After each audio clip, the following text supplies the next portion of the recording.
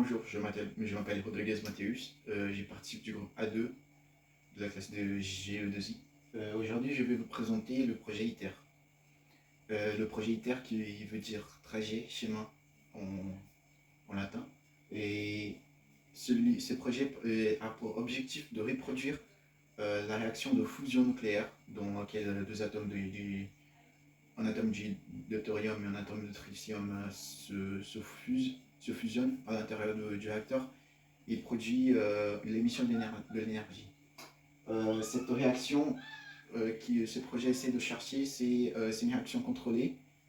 Et on verra à la suite de la présentation en quoi consiste le projet, les participants du projet, les atouts que ça peut nous rapporter la fusion nucléaire, notamment l'avancement du projet ITER aussi, depuis du principe, depuis son idée. On verra tout ça à la suite. On va commencer par parler de l'idée. On verra qui a proposé ce type de projet, les pays participants depuis le début, comment ça a été validé cette idée, comment la politique a accepté, et on verra à la suite le déroulement, la création du projet, le déroulement du projet dans une ordre chronologique.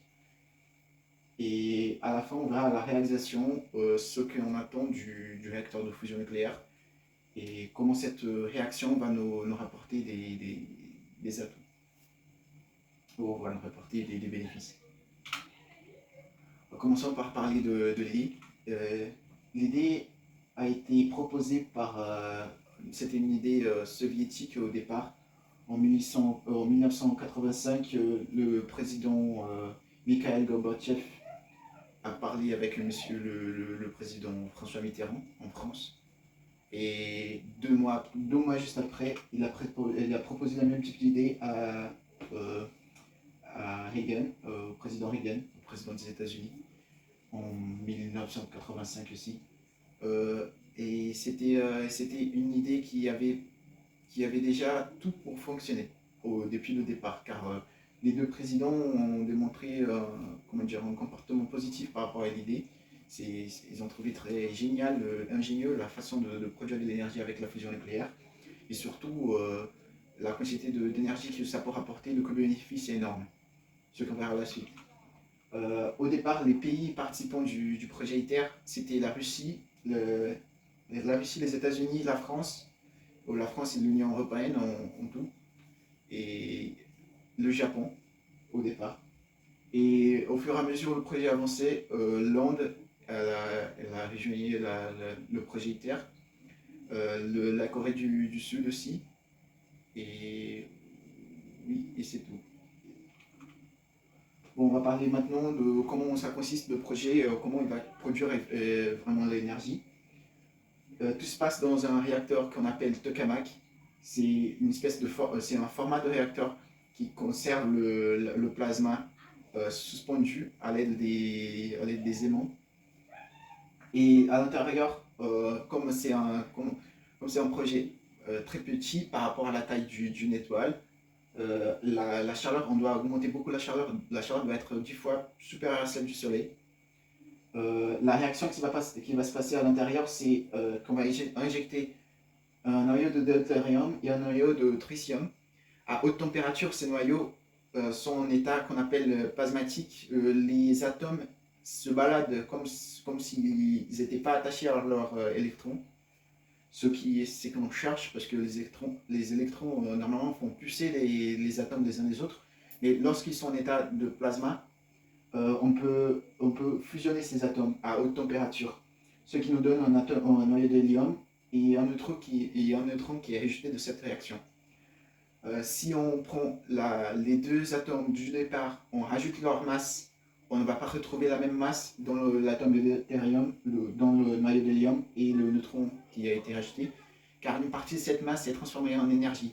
Et c'est grâce à ça qu'on a les rayons du soleil. C'est des masses, c'est la masse des atomes à l'intérieur de l'étoile qui a transformé en rayons solaires. Après, on va utiliser cette chaleur pour effectuer le même travail qu'on effectue sur les centrales nucléaires aujourd'hui. on réchauffe l'eau et la vapeur de l'eau va pousser les pales d'un moteur qui va générer de l'énergie. On va parler maintenant du choix du site. Plusieurs sites ont été proposés au départ, mais les quatre principales c'était en Vélo en Espagne, en Rasco au nord de l'île de Honshu au Japon, à Cadarache dans la région de Provence-les-Alpes à côté d'Azur en France, celui-ci, en Clarington en Ontario au Canada. Et par unanimité, ils ont voté, le conseil de ITER a voté sur le site de Cadarache, ici en France, au sud-ouest de la France. Car c'était une région où les climats, où la position géographique, tout était favorable pour le projet ITER. L'accord ITER, c'était le point de départ. C'est où les gouvernements, tous les gouvernements sont décidés de commencer et de vraiment mettre en œuvre ce projet. Et ce projet a été, ce accord a été signé au palais de l'Élysée au 21 novembre 2006. C'était ici en France, auquel le président François Mitterrand il a participé, comme le président de la Russie aussi, plusieurs représentants des pays. Et après ce accord a permis justement de la construction, le début de la construction du projet. On va parler maintenant de la création du projet. Au tout départ, le projet, la zone n'était pas encore propre pour commencer les travaux. La zone choisie, c'était une zone de 90 hectares de terrain. Là, c'est une photo du début des œuvres. Et là, c'est la photo quand la préparation de la plateforme était déjà finie. Donc le nivellement, tout était déjà fait. Ça a commencé en 2007 et ça a fini en 2009. Et en 2010, c'est quand le permis de construire a été vraiment donné par une agence. C'est quand ils ont signé un contrat de construction avec une agence et pour vraiment commencer la construction, la mise en œuvre, le déplacement des machines pour commencer la construction des bâtiments. Ici, c'est la fondation du complexe Tokamak. Cette photo a été prise en 2010 et c'est quand ils ont commencé à creuser pour libérer l'espace pour le réacteur nucléaire, le réacteur de Tokamak. Et ici, c'est une photo plus récente du sol qui était déjà préparé. Donc on voit la fondation, elle était déjà mise avec les structures de fixation déjà pour les éléments. Et ici, c'est la date de 10 novembre, c'est quand les journaux ont publié le décret autorisant à ITER, l'organisation a commencé la construction et la mise en œuvre des travaux. On voit ici les travaux, la construction du bâtiment Tokamak, c'est le bâtiment principal où on met normalement le réacteur et tous les tuyaux, tout ce qui est alimentation est autour. Et à côté de ce bâtiment Tokamak, on voit un gros bâtiment, c'est le bâtiment d'assemblage normalement. Là, on voit que là, c'est une photo déjà où le bâtiment était complètement terminé. Il y avait quelques ouvrages ici, c'était en 2019, mais tout le bâtiment du Tokamak à cette époque-là, il était déjà fini. Ici, c'est des sièges, il y a plusieurs sièges secondaires, comme on dit.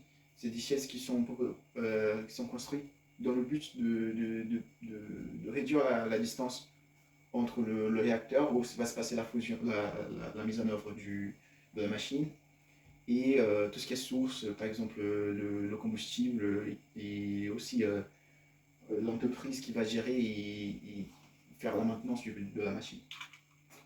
Là, c'est déjà les premiers matériaux qui sont arrivés au projet ITER. C'était environ en 2015 où les premières parties ont arrivé. La partie du cryostat, c'est la partie qui va englober le réacteur. On voit ici le premier solénoïde qui a été créé. On peut même remarquer la taille de l'aimant par rapport à la taille de l'être humain, c'est énorme.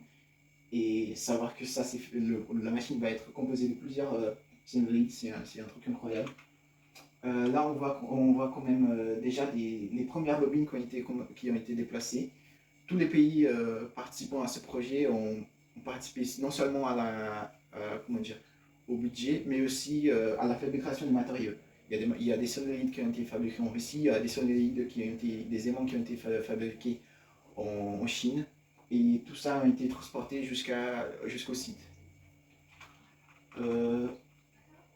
Là, c'est une livraison pour la première bobine de Shion Toridai, en provenance du Japon, celle-ci. C'était en 2020. Il faut savoir aussi que le poids de ces pièces, c'est énorme. Juste une seule unité comme ça fait 350 tonnes environ. Là, en 2022, ça a commencé la phase, on dit que c'est la phase juste avant la fin, c'est la phase d'assemblage, où tous les matériaux ont été déjà rassemblés, ont été déjà mis sur le site. Il suffit juste de rassembler les matériaux pour qu'on puisse commencer les tests. Là, on peut voir la chambre à vide qui a été déjà mise en place et qui attend juste les nouvelles pièces qui arrivent pour venir fermer la chambre à vide complètement. Là, c'est la fermeture du cryostat. Elle a été, la date mise ici, c'est en 2024-2025, car on n'a pas encore fermé le cryostat. Il y a encore des travaux à faire dans la chambre à vide. Et on pourrait marquer aussi il y a plusieurs pièces et le poids de chaque pièce c'est énorme. C'est 1200 tonnes, 430 tonnes, c'est un truc énorme. On va parler maintenant de la réalisation, la fusion en soi-même. Ici, c'est le fonctionnement d'un réacteur, mais ce n'est pas le réacteur ITER. C'est un tokamak sphérique, MAST, qui est au centre de Kulian, en Chine. Et ils ont déjà fabriqué plus de 30 000 expériences sur ce réacteur-là. Le premier plasma, la date du premier plasma a été fixée en 2025-2026. Bien sûr, s'il n'y a pas de retard dans la construction du tokamak. Mais on met déjà des jalons, des objectifs pour pouvoir voir à peu près la date d'où on va commencer les tests, comment on va savoir si ça va vraiment marcher pour l'objectif qu'on veut. Car l'objectif, c'est de produire la réaction nucléaire avec 50 mégajoules et aussi une réaction qui dure le plus longtemps possible. Donc environ 1000 secondes, ce qui est déjà pas mal par rapport aux autres réacteurs qui existent déjà. Les atouts énergétiques que ça peut nous rapporter, c'est déjà, il n'y a pas d'émission de CO2, il y a très peu d'émissions de radioactifs, car de l'hélium, l'hélium c'est le matériel qui va être rejeté après. Et on a presque, il n'y a pas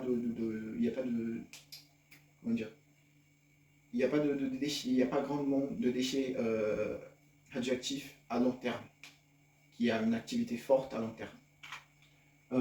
Il y a aussi un gros rapport énergétique, car on rappelle que le rapport de température qu'on injecte dans le tokamak et celui qui revient à nous, c'est un rapport de 10. Ça veut dire qu'on va injecter du plasma chaud, on va réchauffer les produits à l'intérieur pour que ça atteigne l'état plasmatique.